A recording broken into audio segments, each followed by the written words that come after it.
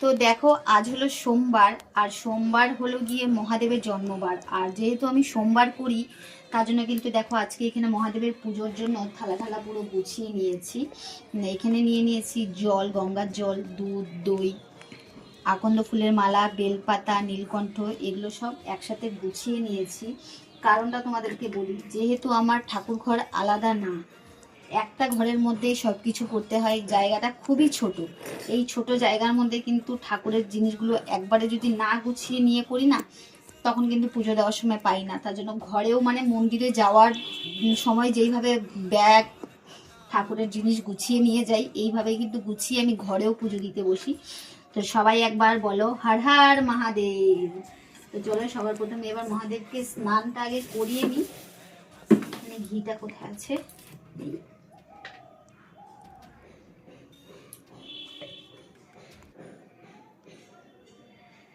তো প্রত্যেক সোমবারে তো আর মন্দিরে যাওয়াটা সম্ভব হয় না, তাই বাড়িতেই মহাদেবকে জল দিয়ে দিই।